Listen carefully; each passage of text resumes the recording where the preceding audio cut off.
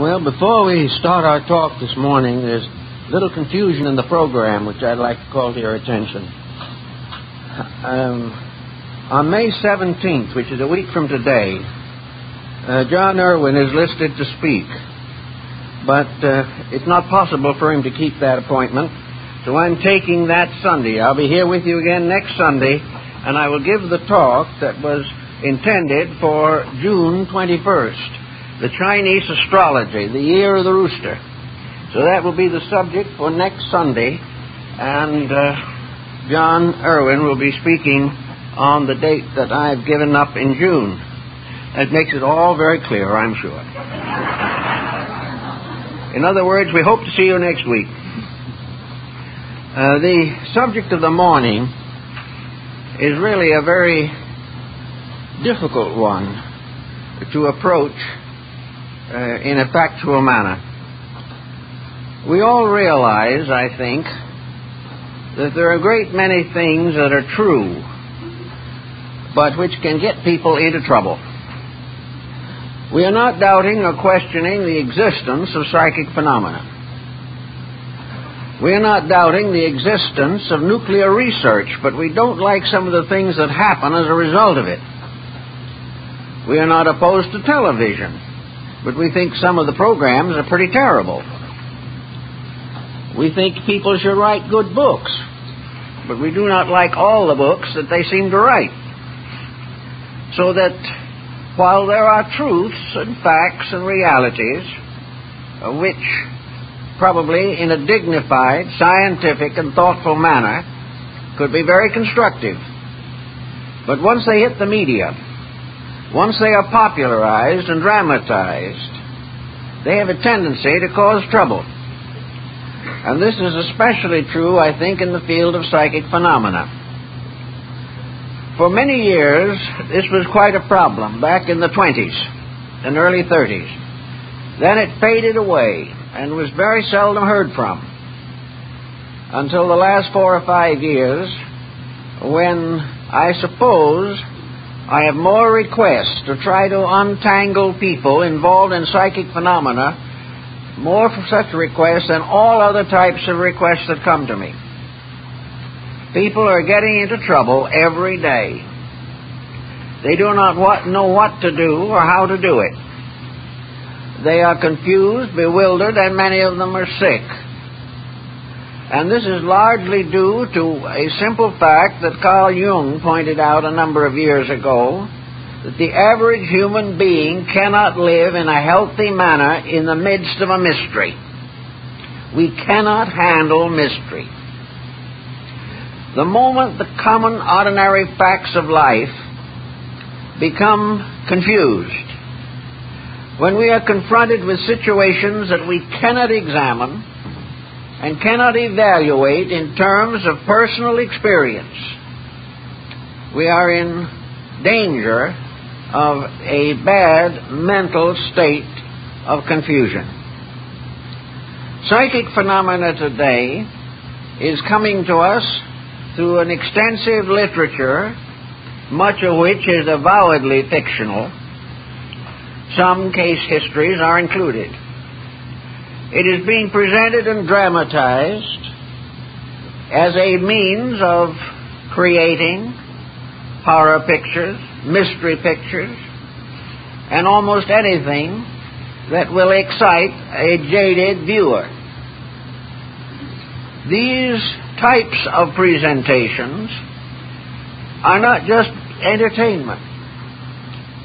The individual is not able to distinguish clearly between what he sees and the facts of his own daily life. And in addition to this, we have a large group of dabblers in the subject. Individuals who have very little solid foundation upon which to build. They lack the discrimination, they lack the information, and they simply lack a perspective on the subject of metaphysical phenomena. This being true, they are in trouble. And one of the most difficult problems to work with in this type of trouble is psychic phenomena.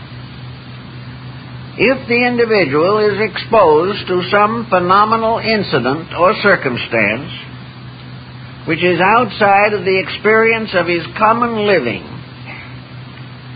he has a strong tendency to be demoralized. He becomes what might be termed an easy believer. His believing will go to almost any length if it is supported by a miracle.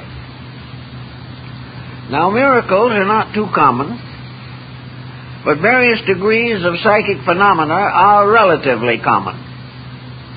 They occur almost every day.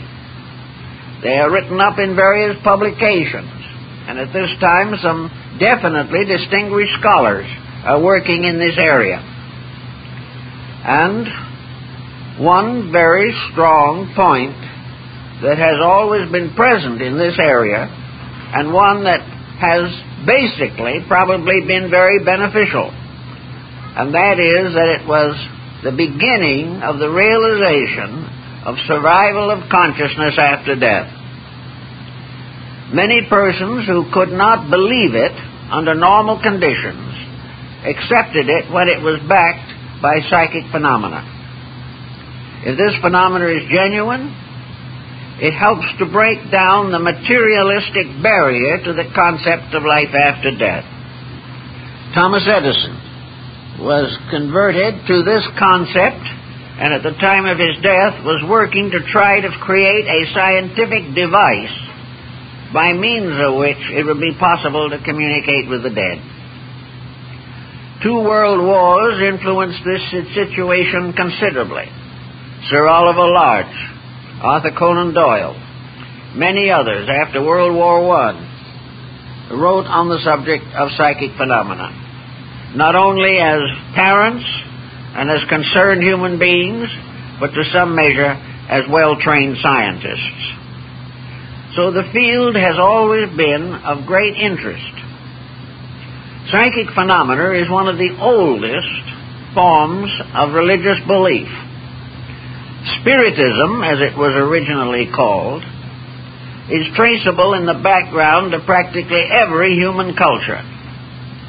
It goes back to the dawn of history and beyond. It has contributed to almost every form of cultural development.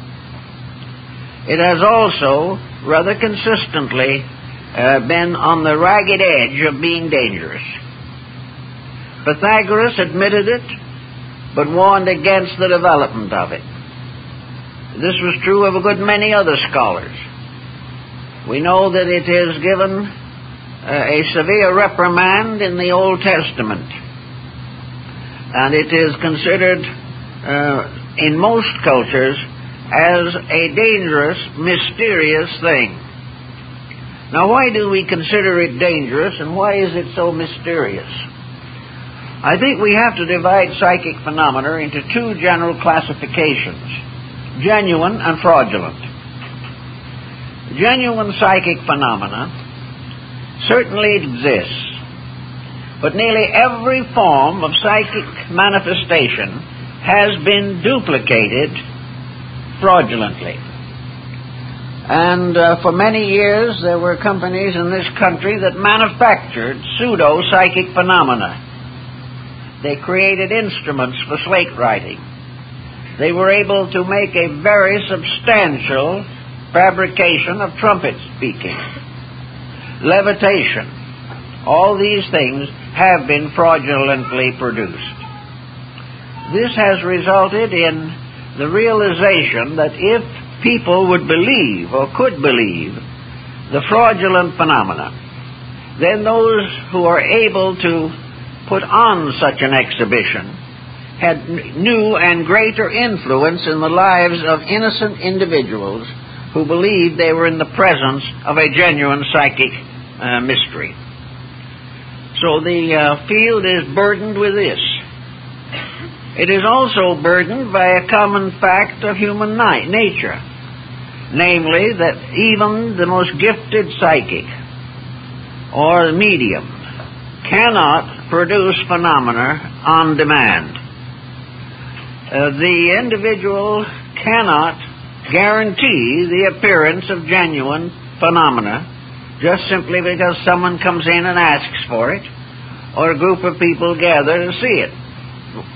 Therefore, nearly all phenomena has had to be, to a measure, supported by psychological or other forms of instruction.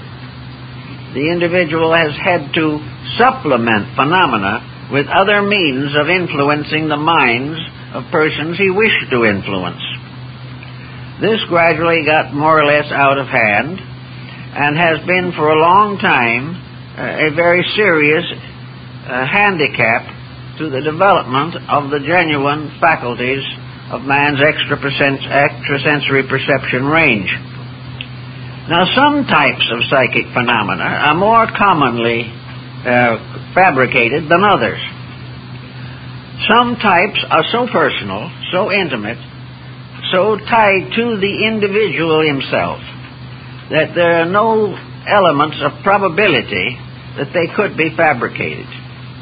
One of these, for instance, is psychometry, in which the individual himself has the experience of finding certain memories, thoughts, or reconstructions of previous incidents as a result of his own nature. Wherever psychic phenomena comes from within the individual himself and is more or less guaranteed by the fact that no medium or professional person interposes between the psychic and his phenomena, we have fairly substantial grounds for the belief that it is genuine.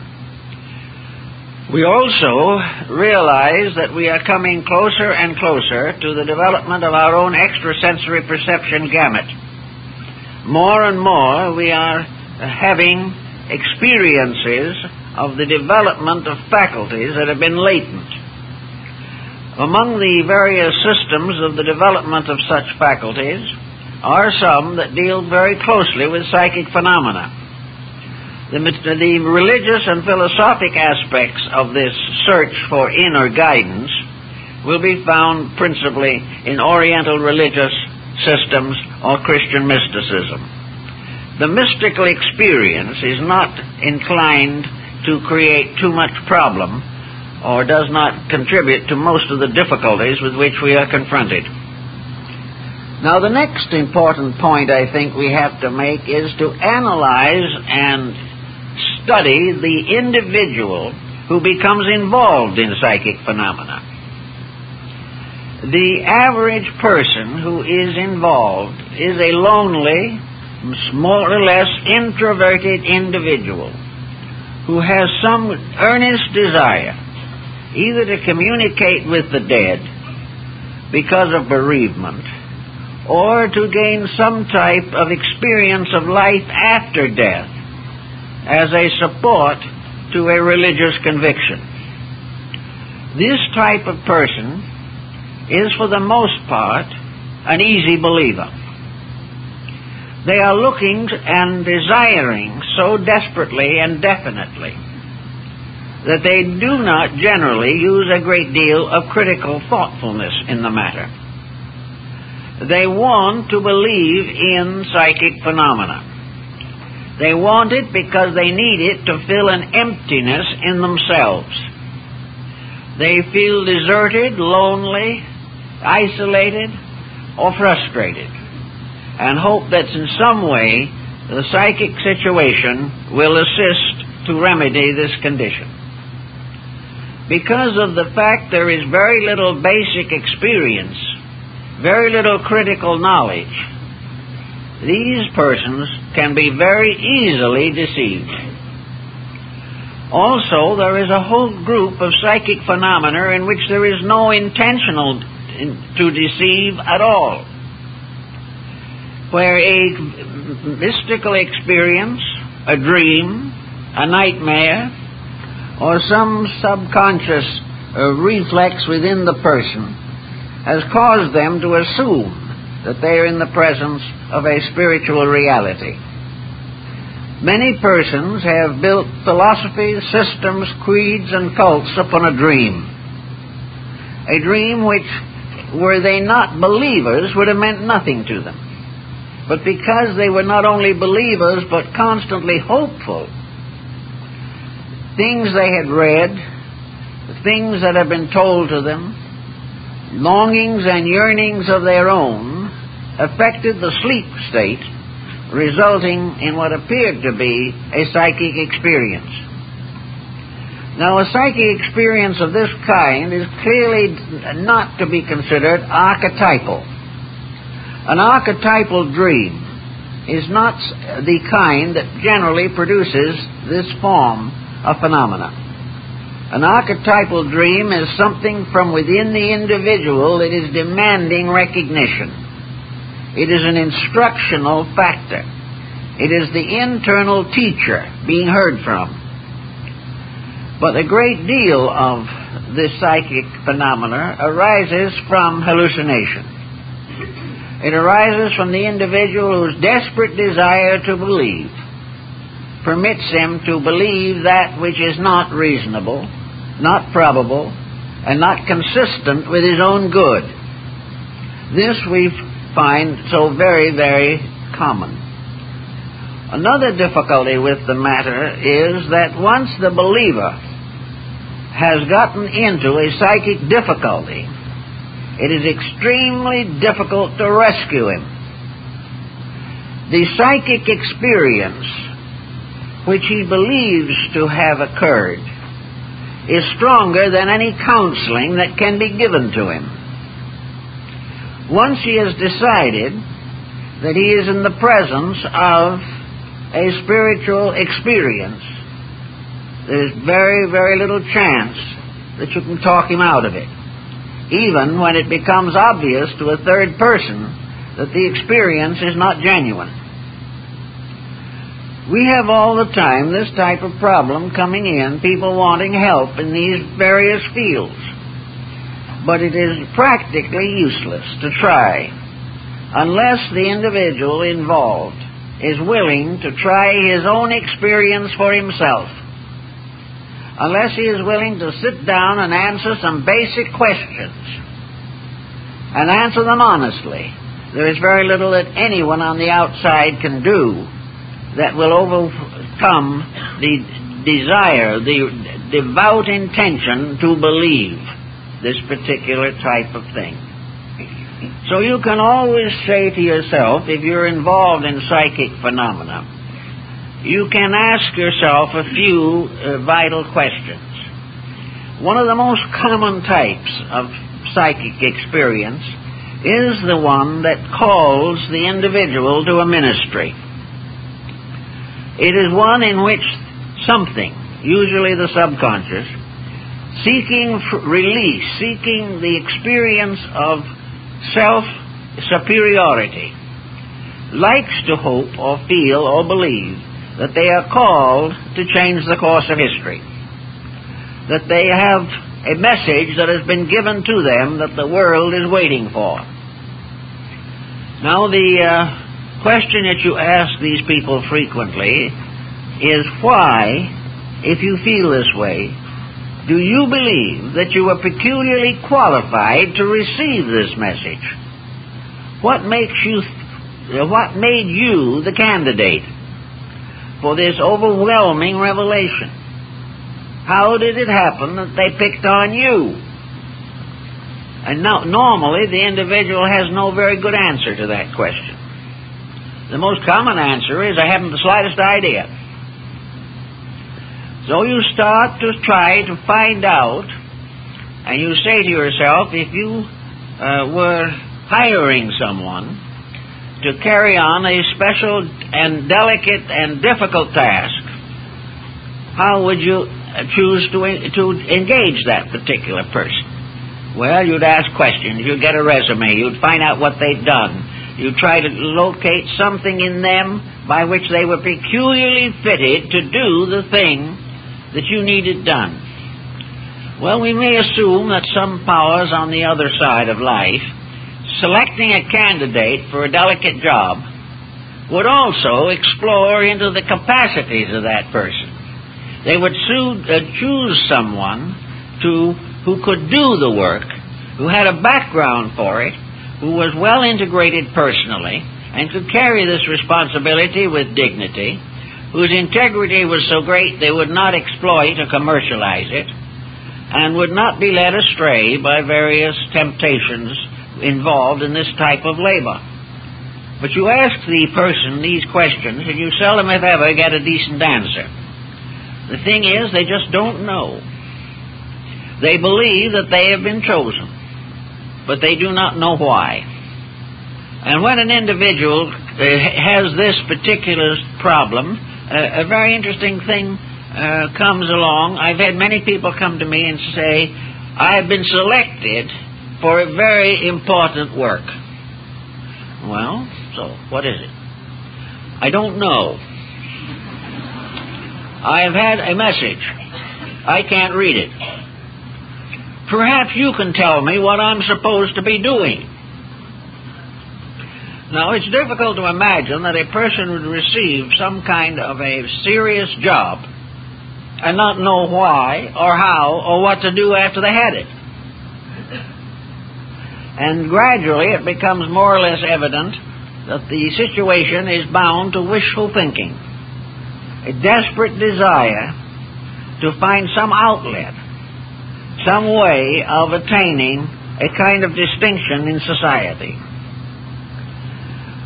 There are many types of this problem that come along as the days pass, and one of the other important factors we all have to bear in mind is that the person interested in this type of phenomena, usually at some time along the way, comes under the influence of group activities. Somewhere along the line there is someone who is specializing, or believes they are, in this type of research. And there is a constant tendency of people of this type to want to get further development, to get further strengthening of their extrasensory perceptions through some type of personal discipline or instruction. This gets to be very complicated, however, unfortunately, because in many instances the blind lead the blind and everything goes bad. In other instances we find the individual presented with a type of mystery in the group with which he associates himself, which is not very healthy. Not long ago we received a letter requesting information. This person wanted to join a group that they felt might have the kind of answer that they were seeking. But in order to join this group, they had to take an obligation. They had to take a vow that they would give complete, unquestioning obedience to the leaders of that group. Whatever the leader asked them to do, that they would do without question or hesitation. Well, I would be very much inclined to depart from that group or never get into it. In the next place, in the same point of view, the information was not available as to who was the head of the group. So you were taking a blind obligation of total obedience to persons you have never known, never heard of, and have no way of estimating. When you get a situation of this kind, I think the wise person is best invited to refrain from accepting such an obligation system. The individual's only primary obligation is to God. And next to that, his own integrity. He has certain social obligations to his nation, to his family, to his society. And to compromise these with some kind of an obligation which we are not able to understand, requesting that we take upon ourselves the complete servitude to an unknown person, is not in line with true esoteric good taste or safety. It is a very dangerous thing. Also, we find very often the rising tide of commercialism coming into this problem. The formation of groups, the writing of books, the production of television or theatrical plays for business reasons, for profit, and as far as that's concerned, simply to cater to a market is not a good way for the mysteries of life to be promulgated. It is much too dangerous. I have read a number of the recent books dealing with these subjects. One or two have been very well written and carefully written. For the most part, the others are simply paperback fantasy. They are written only for one purpose, and that is to sell and make money.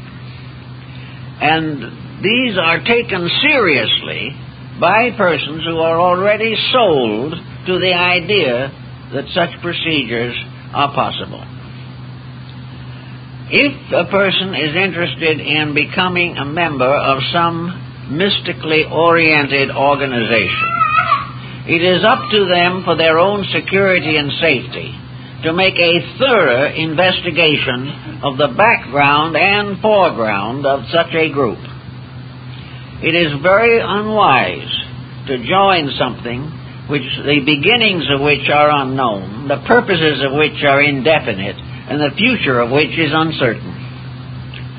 Therefore, for all general purposes, we give the same general recommendation that we give in connection with reading or study or anything of that nature. It is important that the things you believe have stood the test of time. It is essential that you associate with an organization or group which has stood for principles and the history and development of which is available to the public as common knowledge. They're an organization that has had a long and distinguished history and has not been in trouble and has never commercialized unreasonably any part of its tradition. It gives you a certain sense of confidence. And more still, if it is rooted and founded in one of the great world systems of spiritual revelation, it is very much more likely to be legitimate.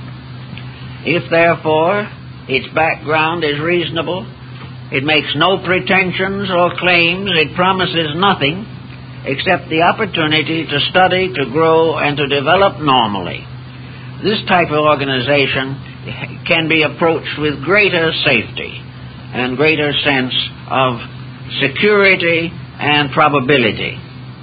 But wherever we get into the weird and the wonderful, we are apt to be in trouble. It's just not the best way to do this type of thing. Another point that I think is very important is authority. When a special revelation comes along, who is responsible for it? Nearly always, you have one of two choices. Either that the system has been developed by an individual who takes full responsibility for it, and who has probably based it upon older source material, which he is willing to discuss, describe, and state. It is also probable that he can prove reasonably to the average person that his ideas have common sense, practical value, and do not stimulate unreasonable emotions or attitudes. This type of person is comparatively safe, as Confucius pointed out, and many of the older ones. Confucius said, well, you have an idea, don't quote yourself. He said, it is much better for you to find an appropriate quotation among the sages, those who have been wise and learned and helpful to mankind. If you wish to make a statement, always back it up by some legitimate person who has proven in daily life that they knew more than the average, and that this knowledge has endured and been supported and substantiated by centuries of application, then you're reasonably safe.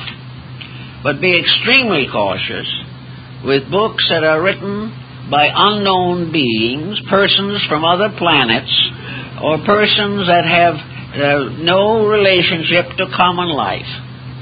Be very cautious of accepting an authority that you cannot check. And if the time comes and you want to know where the message comes from, and you are given some very fantastic explanation that you can never verify, then it seems that you should approach with caution. Out of the same sequence as this comes the problem of what happens when we begin to try to accept these different things.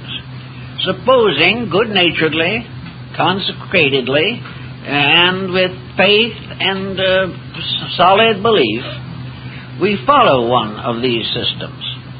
We go in and we listen to the way they tell us it should be done. They have a development program.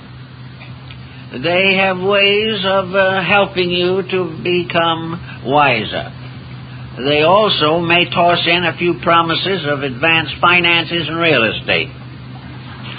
So, believing in them and taking the disciplines, doctrines, exercises, meditations, and so forth which they recommend, what happens? Are you able to retain your common sense well enough to watch the results of these things upon your own personal life? Do you find at the end of 6 months or a year that you are really a better person? That you have grown? That your family life is closer? That you understand your children better? That you are a better citizen? That you are inspired to genuine self-improvement through self-discipline and the control of negative habits and attitudes? Are you growing?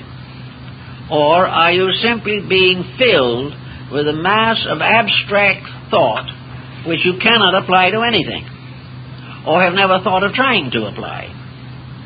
Are you growing, or are you simply remembering a group of material factors which may or may not ever prove to be true?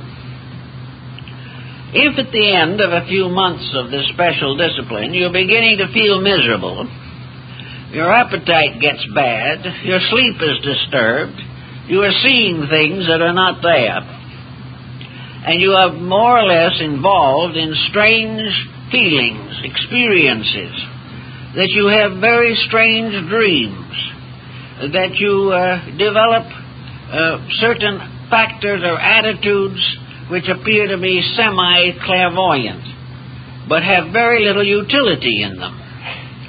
It's like the individual who was able to study the other planes of nature by extrasensory perception, but was unable to find a lost cufflink in his own bureau drawer.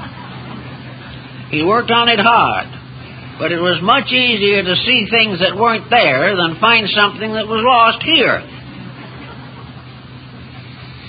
So we have to think about this. Most of the people who come in trouble are troubled by the consequences of the methods that they have been given for self-development purposes. One of the most common of these causes, of course, is that they have been given the impression that these exercises, or this membership, or this allotment is going to make it unnecessary for them to become basically better people. It is going to be done with a formula. It is going to be done by a method that can be given to the good, the bad, and the indifferent, and it will work for all of them because it's the formula that is important. And this formula is the direct route to enlightenment. The answer to this is nearly always the same: misery, disillusionment. So the individual finally comes to the fact that he has supported his own gullibility with a mass of psychic phenomena. he has, for instance, spent years studying the constructions of some psychic situation which he will never see, never know, and never realize whether he's right or wrong. But he memorizes it all. He memorizes a series of wonders.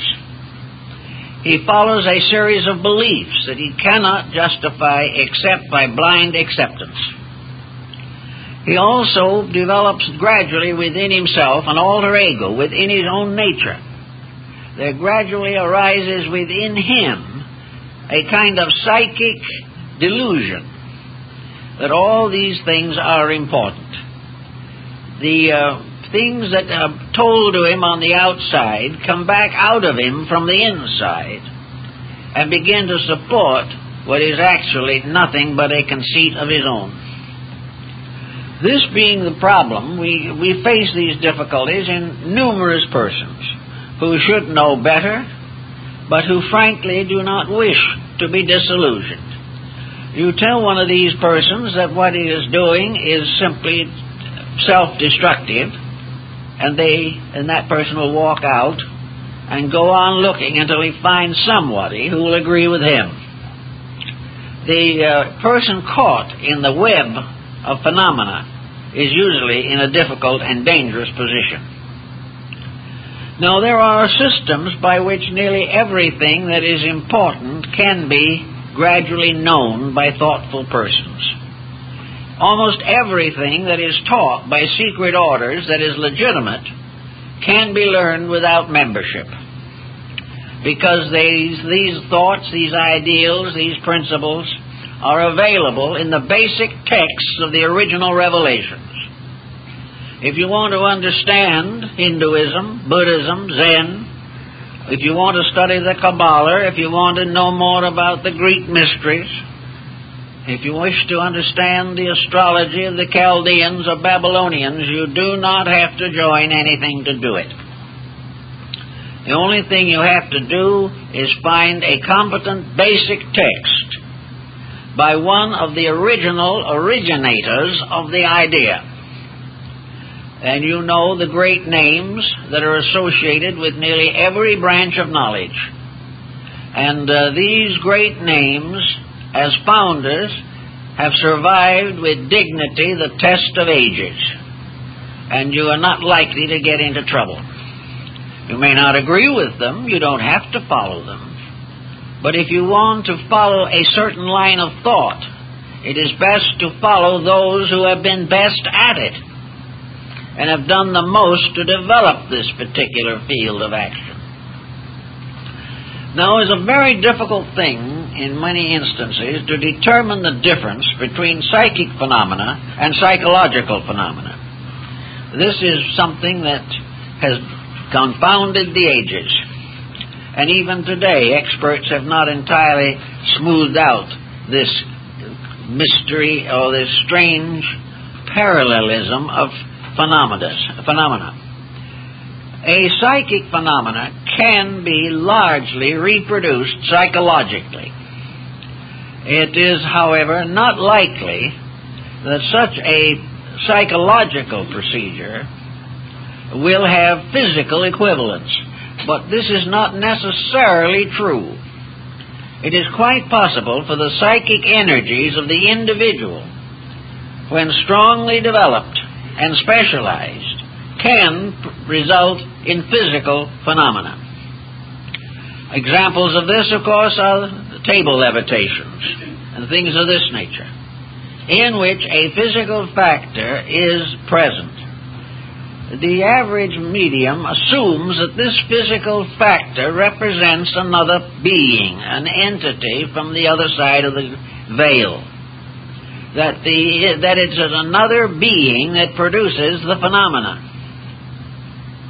Actually, there is no reason to question that it can be produced by the individual who is there at the time, by the use and specialization of the psychic energies within himself. It is perfectly possible for a pressure of energy from the invisible part of the person can be precipitated to produce at least a minor physical symptomology or symbolism.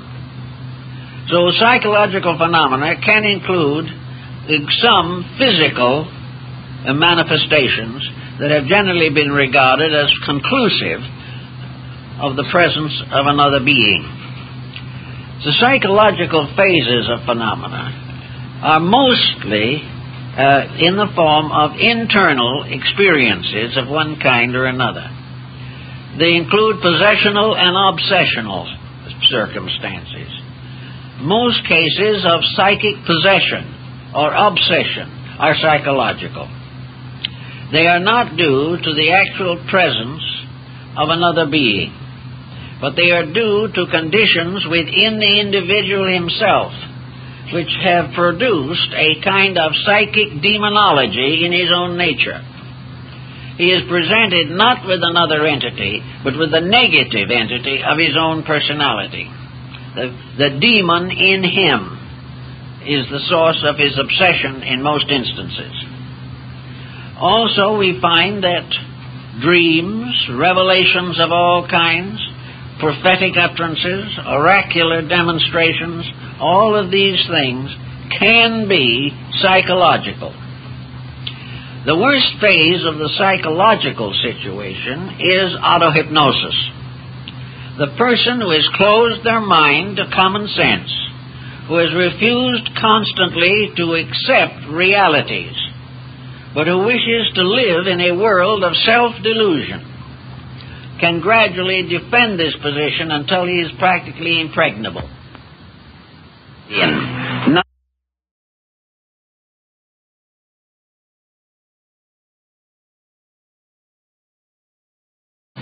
Under this form of self-delusion, you can have all kinds of optical phenomena, as in the case of hypnosis. Under hypnosis, a person can definitely see things that are not there, and can also be deprived of seeing things that are there. Under auto-hypnosis, fantasy may be mingled with reality into a hopeless confusion, so that it is quite conceivable that almost anything you wish to believe, whether it's the presence of superior beings, angels, or deities, can be reproduced psychologically by the intensity of your own belief. It can actually become visual because of the intensity of psychological believing. Unfortunately, of course, anything that originates within yourself, no matter how glamorous it may be in the form of phenomena, cannot go beyond whatever you are. You receive a message saying that in the due course of time, a secret unknown to anyone else is going to be given to you. Well, the secret is never given. Why? Because it would require something to come out of you that isn't there. The secret cannot be communicated because you do not know it in the first place. Therefore, some entity or being that you have fabricated cannot give it to you. I know a number of practical cases of this, in which a person under a belief fixation have given entire life waiting for the revelation of that great and secret message. It never came, because the person himself could not fabricate more than his own consciousness possessed. This means of the futility of most forms of revelation. The only way in which a genuine revelation can come is through a deep and abiding integrity, and through a full or at least reasonable understanding of the processes of human growth. Almost all great religions have had their mystical beliefs and their mystical sects, and these are always developed along one line, one pattern, which involves humility, dedication, integrity, and discipline. These are the priceless ingredients.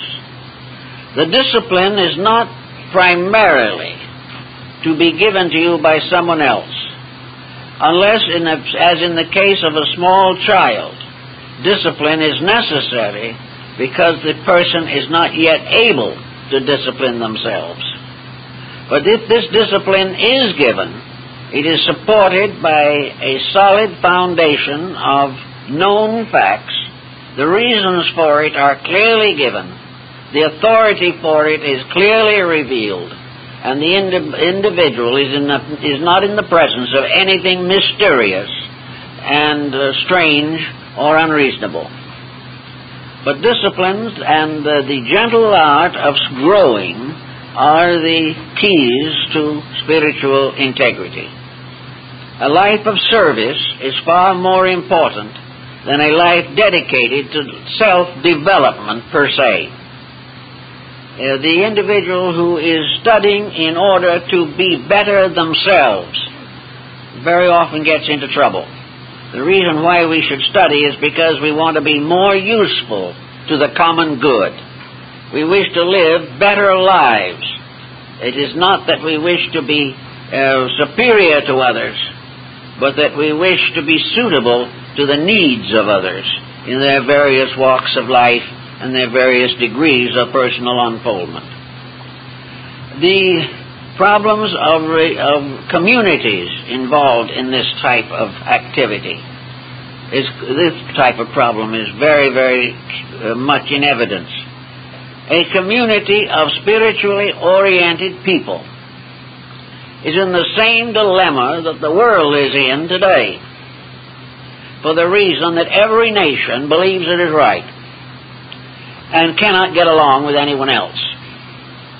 Most of these groups of persons either have to be dominated by an individual whose knowledge may not be adequate, or else the gradually competition comes in.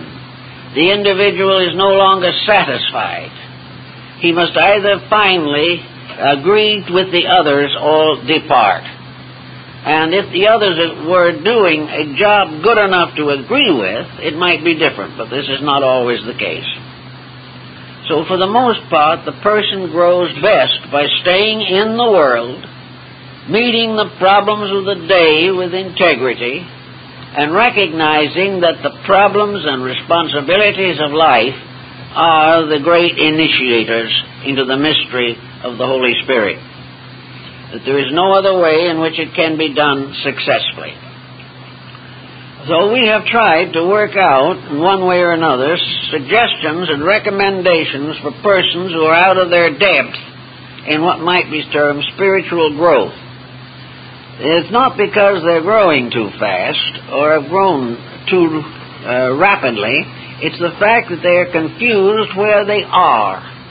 And instead of finding the things they are doing are bringing them this enlightenment, they come out at the end of 5, 10, 20 years of dedicated devotion, no wiser than they were before. If their dedication was sincere, they may do well and grow even if the instruction is wrong. Because it is not the instruction, it is the dedication and the integrity that constitute the source of growth. You may follow a doctrine that cannot be proven, and you can grow from it, simply because you make changes in yourself that take care of the problem. You become more dedicated, more devout, more sincere. And through unselfish dedication to an idea, even though the idea may not be completely correct, there is a definite growth to the person. This is why all sects of religion, regardless of whether we approve of them or not, are equally important in bringing to each individual the opportunity to make a personal dedication to something greater than himself. This is the important thing. But it is one thing to be dedicated to a great pattern of things, and quite another to be dedicated to something that is ephemeral, has no essential substance, and is backed only by a weight of words rather than a weight of deeds. So we try to work out some kind of a solution to these particular problems. If, in the course of trying to grow sincerely and lovingly and as wisely as you know, you're in trouble. Particularly in trouble involving the nervous system, in dreams, spiritual visitations, various obsessional factors, or visitations, or if you believe you're being haunted, or if your health is failing, or your family can no longer get along with you. The point is, stop right then and there. Stop any system which makes it impossible for you to be a normal person. Because growth is not by way of abnormalcy. Growth is an expansion of normalcy to higher levels of usefulness and integrity.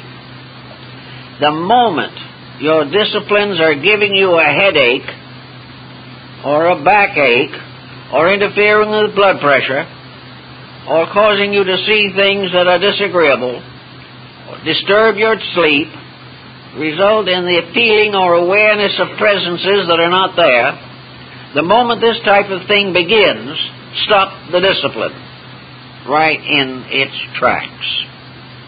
Go no further. And if you are the member of a group, then the thing for you to do is go directly to the leader of that group and tell them what the trouble is and what they say you should do about it. In most cases, people who have come to me have tried this, and the group leader has not been able to help them. Because actually, the leader is not really much better informed than his followers. He doesn't know what to do when development exercises cause trouble. Development exercises, in general, are an effort to make spiritual growth a scientific process. In certain areas, as in the higher phases of Raja Yoga and things of this nature, advanced stages of Zen, there are many very important scientific factors involved. But nobody gets to that point until he is well qualified to accept these revelations without self-delusion. It takes anywhere from 5 to 20 years of patient self-improvement to prepare the individual for some very advanced type of instruction. The whole system has to be built up. Every part of life has to be brought into coordination. For whatever the weaknesses are, they are the things that will get you into trouble. A most common weakness is gullibility. And against that there is no defense except common sense. So if you are being instructed, try to find out how this instruction is being given and what the instruction is. And if it does not work, stop it. If any unpleasant symptoms arise, stop it. Also, if you find that you are not well integrated in the activity you are carrying on, supposing you feel and discover from experience that the group activity with which you are associated is not good for you, the answer to that is move out of the group. Now, there's a catch in this, however. For a great many groups have the attitude that if you leave them, they will punish you. You are warned that if you do not stay with the organization, that the organization will do various psychic things to hurt you. The moment this comes into the picture, anyone with common sense knows the quicker they get out, the better. But to a great many persons who have become believers in the power of mind over matter, who are convinced that this teacher could produce an adverse or malicious force in their lives, these people settle down to frightening themselves to death. It doesn't follow that the leader of the group has to do anything. The individual who believes he can and believes he would will take care of the situation themselves. They'll have all the experiences, all the persecutions, all the psychic maliciousness you can imagine, simply because they believe firmly that the person whom they suspect is well able to perform such activity. Actually, the person who decides that it's time to go and not be part of it any longer must follow that basic instinct and go, and realize in himself that in so doing he is defending truth and defending his own consciousness against errors which he previously accepted. Normally speaking, the problem of this malicious influence from someone else fades out very quickly if the person develops other interests. But if they are frightened to death, go and live alone in a room or an apartment, settle back and worry over every night that this is going to happen, then you have the type of person who is fit for exorcism. A person who is frightened to death by the fears of his own inner imagination. This common situation is unfortunately quite prevalent. Now, another type of psychic phenomena that very often seems to show up at the present time is this problem of automatic writing or things of that nature, something like the Ouija board. The planchette, as it was called in Europe, was forbidden in France because of the number of deaths, crimes, miseries that were caused by this little table, which was referred to in Europe as the Devil's Flatiron. The Ouija board is about the poorest source of information in the world, and yet people who would never believe a factual statement surrender instantly if they believe that their granduncle is on the Ouija board with them. This makes it a wonderful, mysterious, overwhelming thing. Ella Wheeler Wilcox went through the session of the Ouija board and came out very strongly against it. But many persons who have been bereaved feel that this is a way of communicating with the dead. Another way of communicating is your automatic writing. And your automatic writing is almost always psychological rather than psychic. It is a method of negatively getting out of your system things that are there. The fact that you do not consciously move your hand doesn't mean that a ghost is doing it. It simply means that your own subconscious has taken control of it. And out of it will come whatever your subconscious has in it. Now, it may be that in some cases the subconscious might have a little genuine information for you, but more likely it is simply a problem of releasing frustrations, neurotic pressures, personal unhappiness, and seeking some kind of an escape from boredom or the sense of personal inferiority. So the thing to do is, if possible, to get away from all these things. We are not supposed to strengthen our present life by contact with those who have gone before, who, while they were alive, may not have been any better off than we are. The death does not transform a person into a prophet, a seer, or a saint, or a sage. The only thing that accomplishes this is the experience of life in this world in the daily meeting of responsibilities and problems. So all this type of thing is fascinating, and it is something that catches the mind in a web. Now, against this, of course, has been the very strong and positive influence of materialism. Materialism simply discounts the entire field. Your materialist does not have these kind of experiences. It's very rare. If an utter materialist has such an experience, it really is worth giving a careful look at that particular happening. But for the most part, The materialist is not bothered by any of these things. He doesn't suffer from ghosts. He doesn't live in haunted houses. He doesn't have any worry over automatic writing. He doesn't have a Ouija board and doesn't want it. And it never occurs to him that his deceased relatives want to communicate with him because he does not believe in the survival of life after death.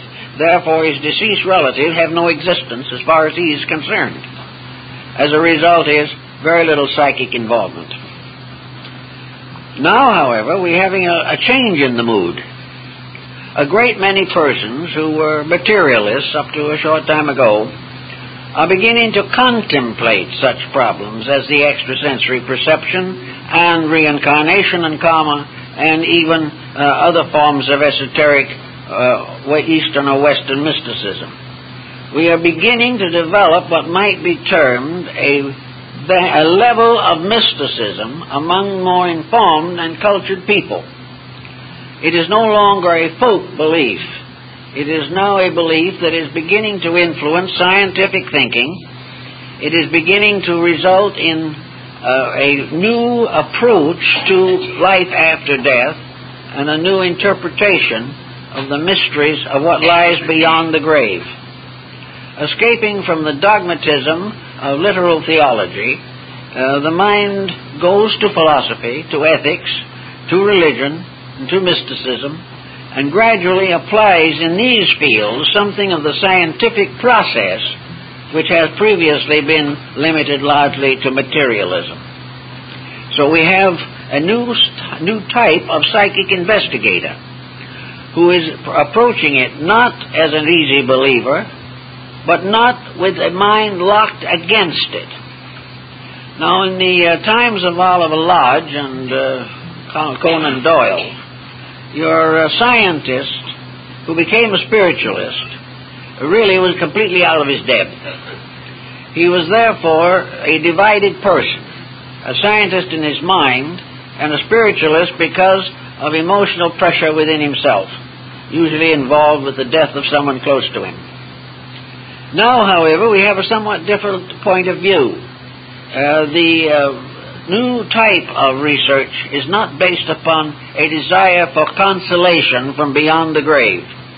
It is now an effort to expand the dimensions of life, to discover, if possible, what is happening in the psychic, soul, and spirit realms of human existence. To find out the causal world, the world from which things descend into visibility. Now, and not too long ago, anything in that invisible world, if it existed at all, was frightening. Demons were invisible to the average person, but they were part of the inhabitants of this world of Dante's Inferno. We were afraid of the dark. We were afraid of that type of darkness which is called the unknown. We were afraid that outside of the range of our own physical limitations was a realm of values so immense, so incredible, and so complicated that the human mind could not cope with it. So it was best to leave the curtain down and not attempt to be faced with more than would be possible to the average person's comprehension. Now, however, the tendency is to look in that direction, to see if we can release the mind from the prison of materiality, if we can escape from this dismal procedure of assuming that life simply is a transitory thing and that we are all surrounded by a collective and individual oblivion. This type of thing seems to be supported by a considerable amount of science. Scientists begin to recognize that there are various threads that they are following, all gradually lead to something which they cannot see and which as yet they have been unable to estimate. But it's certain that gradually estimation of these factors will come, and we will have a broadening of our background as far as spiritual realities are concerned. No one can really live a good life who does not believe in immortality. does not believe in the reality of a deity, does not really believe in ethics and integrities. All of the great religions of the world have given us this priceless heritage of the realization that existence is a divine purpose, that the individual and everything that lives exists for a purpose, that we cannot, under any conditions, survive as sincere, civilized beings unless we give more thought to where we came from, a little more attention to where we are, and a great deal of very sober reasoning as to where we go from here. We cannot live without perspective. Religion and philosophy give us perspective. Science gives us instruments, and by means of which we can organize our various thoughts and censor them and save ourselves from a mass of hallucinational material. So in psychic phenomena, more and more universities are becoming interested. Professorships are being set up to study the problem, and the sensitivities of individuals in telepathy and things of this nature are being studied and classified. We are on the verge of discovering a new level of human existence. When that level comes to us, however, it's going to be natural. It is not going to be something that frightens us to death. We are not going to lift the curtain and find chaos on the other side. Nor are we going to find this other side filled with evil spirits or the souls of a destructive dead. This problem of what we're going to find there will gradually be solved, and we will discover that the invisible cause of visibility is not evil.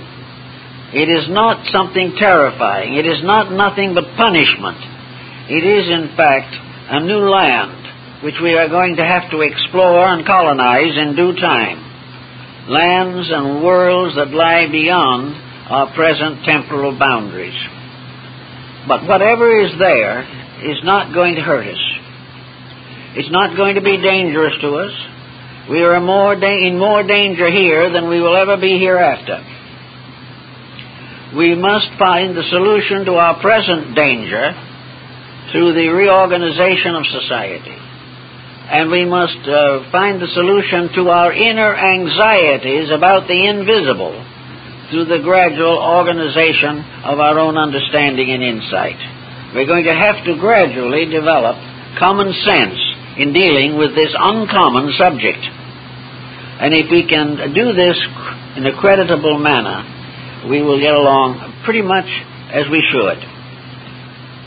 We also have to watch a little bit, I think, the involvement of a very poor philosophy of esotericism in entertainment. We are having all kinds of films now dealing with obsessions, with possessions. We are having all kinds of demoniacal factors, all kinds of psychic persecution. All this type of thing is coming to us under the sponsorship of Olamargarine and detergents. It is very interesting to see demons rising on every hand on the 15 or 18-inch screen with intermissions for donuts. But in a sense, this type of thing is becoming a hardship upon all of us. It becomes a hardship because seeing is believing. And things that are seen are very difficult to reject. Things we hear, we can get over. But things we see have a certain verisimilitude, which works a great hardship upon the easy believer. And being bombarded with this type of thing constantly, and having horror picture after horror picture imposed upon us, the viewer, even children, find it increasingly difficult not to be affected. And for millions of people, all these horror films are actually believed to be based upon solid fact. They are accepted as realities, which is something we should never do. Up to a few years ago, we had another group of realities. That is the dramatic production, which consisted very largely of compounds of human misery. We had nothing but disappointed, disillusioned, frustrated people. We had infidelity, we had corruption, immorality, and everything as part of society. And we gradually have not only come to believe all this to be true, but we have inspired otherwise normal persons to experiment with it themselves. We are creating delinquency to support the fact that we believe the picture is telling the truth. And we keep on until the picture does tell the truth. Now, your psychic problem is the same thing. We are creating beliefs that are unsound, unfair, unreasonable. We are causing people to become more and more fearful. We are advertising and documenting situations that have been manufactured, presumably for our entertainment. But anyone who finds these things entertaining had better make a very careful examination of his own inner life, because he's on the verge of trouble already. We should not be entertained by that which is unreasonable, destructive, morbid, or revolting to our normal faculties. So we have to watch this, because we'll have more and more of this type of thing, more and more propaganda about infernal beings, of mysterious creatures, and it now is beginning to take shape that we are going to switch our point of emphasis from flying saucers to flying demons. We are gradually going to create realities in our own thinking, which have no foundation in fact. Persons who are interested in growth or trying to live better lives and get somewhere with their problems will be wise to censor their viewing of a great deal of this type of material, and censor their reading of books of this kind.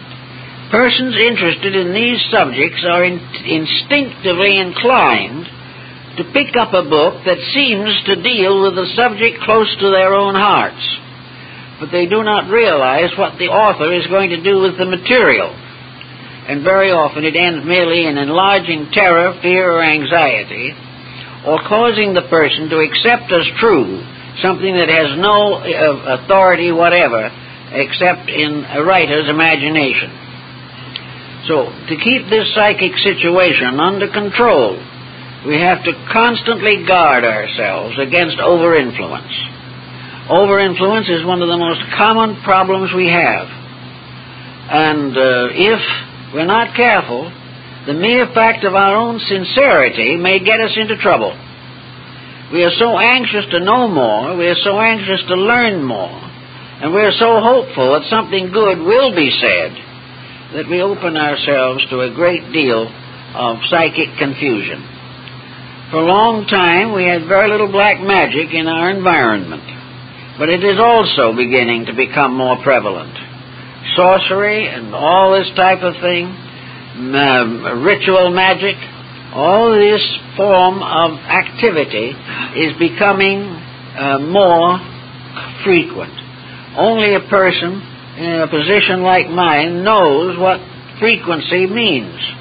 We know a little bit about how these things are being spread and who is being influenced by them. And we cannot do better than to warn everyone to refrain from involvement in any type of procedure which is inclined to create visual phenomena. We have people who are trying to develop the yoga systems who are in serious trouble because they have tried to become spiritual before they had become honestly adjusted as normal human beings. They were trying to develop extrasensory perceptions when they had not developed the sensory perceptions they were naturally endowed with. We like to jump into something superior. We like to think that we are uniquely capable of a much higher degree of insight than we now possess. But the truth is, we have just exactly the amount of insight that we're entitled to. And the only way to get more is to grow, to become better, to unfold our natural potentials. But to look for shortcuts and special disciplines is to open oneself to a tragedy. Therefore, we say that the psychic phenomena field can be, in part at least, genuine. That such things have happened and been recorded from the dawn of time. But that the cultivation of phenomena as a means of spiritual growth is exceedingly dangerous and should be approached only under a long probationary period of self-discipleship or the strongest possible internal integrities. Nearly always the problem lies in vanity or in some form of self-interest. The person wants to be more powerful without being a better person. He wants to have more influence, but he has never developed the type of influence that would give him distinction. He wants to perhaps create an organization to be worshipped and adorned and adored himself when he is not entitled to it. Wherever self-interest, egotism, and things of this nature enter into the quest for knowledge, trouble is right there with them. The only reason why a person who is honest wants to know more is in order to serve better the needs of others. He is not seeking for self-aggrandizement. He is seeking to do the daily job better and to help more people in more ways because he has gained certain integrities of his own. Among other things, he will have the problem of trying to keep his own children out of difficulties. The use of knowledge is to help others, not to advance one's reputation or distinction. It is not at all necessary that the individual should have ulterior motives. It is much better to be very simple, very honest, very kind, very sincere, and try to grow as nature intended, step by step, degree by degree, strengthening growth through good works, earning the next step by being true to the present step, and realizing that the journey to wisdom is a long trip, but that each step toward that end is important, and any step which is circuitous or takes the person off the main track is simply time wasted. There's only one way of growing, and that is by becoming better through self-discipline and dedication. On that basis, there's no difficulty. Or if there is difficulty, we have the resources to meet it. But when we begin to get extravagant notions, then we are already on the way to disillusionment, disappointment, and very possibly sickness and disorientation. So we advise everyone to be very cautious and very thoughtful in these matters. Well, I guess that's all for today.